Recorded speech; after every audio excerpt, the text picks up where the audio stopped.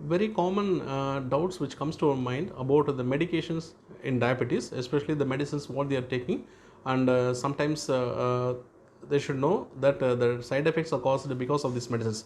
Otherwise, they will land in trouble with a lot of issues. I just want to explain because as a elderly people, most of them are suffering with this chronic illness like diabetes.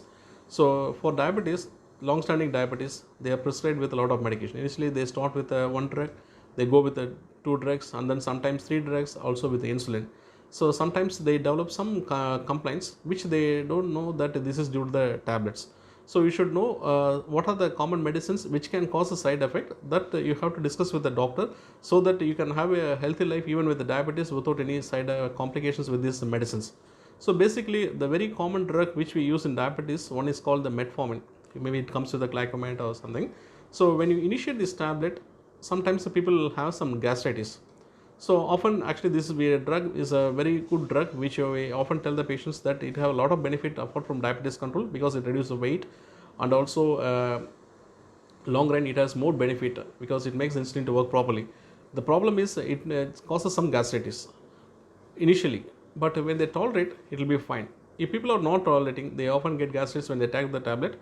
Definitely they have to bring knowledge to the doctor so that they will stop these medicines, and they identify you as a metformin intolerance. So you have to just inform the doctors that this medicine has caused some issues like gastritis. Then they will identify this is due to the tablet, they can stop it. There are other medications which can cause some side effects. Maybe actually you have to just think the newer drugs like SGLT2 inhibitors. This is what we call. Nowadays we are prescribing these medicines for protecting the heart and the kidney. Especially this is a diabetes medicines which came very recently. This medicine actually it's going to do more good for heart and kidney, but the only problem is it just acts like a filter, so it brings the sugars in the urine. So it opens the sugars in the kidney, and the people who are taking these medicines, they can have a side effect of having fungal infections in the genital organs. So those people actually mostly when they prescribe, the doctors will be informing, but sometimes if you don't listen, sometimes you develop this kind of urinary infections. Always the tendency you will be consulting with a urologist or a gynecologist. It's better to talk with a physician or a diabetologist. They will identify this due to the medicines, and there are ways how to prevent these things also, or they will give a lot of tips. This medicine as such is a very good drug which is going to have a more what I can say benefit than this kind of infections. The only thing is you have to identify this is due to the medicines, and if you take a proper care with your physician team, you can get rid of these things. The other problem often come across the patients with diabetes is, once you take the insulin, there are a lot of myths in the mind. So always, actually, all these medicines, anything like tablet or insulin, is just given to bring the sugars under control.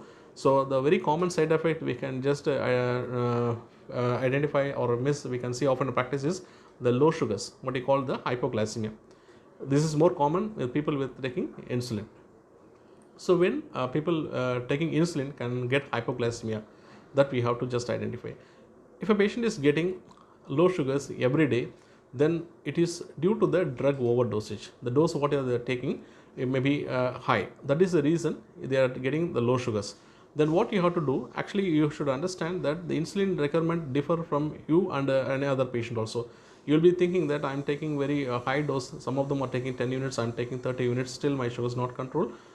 Because I say that diabetes is individualized. It is like your shirt and my shirt. So your shirt fits to you and my shirt fits to you. Like that, the diabetes management also, it's individualized.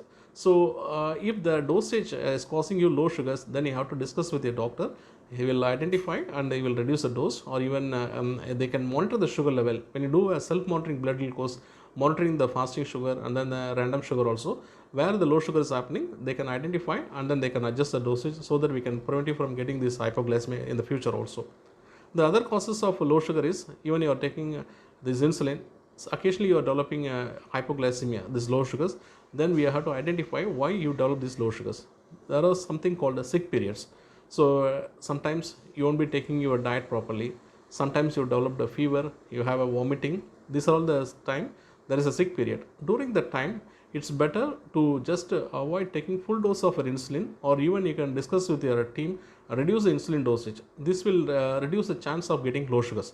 This is a very important thing you have to do. People especially taking insulin, they have to discuss with the physician team whether to go with the regular medicines or they have to adjust. In infection time, there is two things can happen. One is a low sugar as well as the high sugars.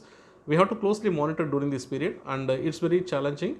At the time, if you get help from the physicians, definitely you can avoid these low sugar things. So basically, these are all the side effects which can just occur when you're taking medications or insulin.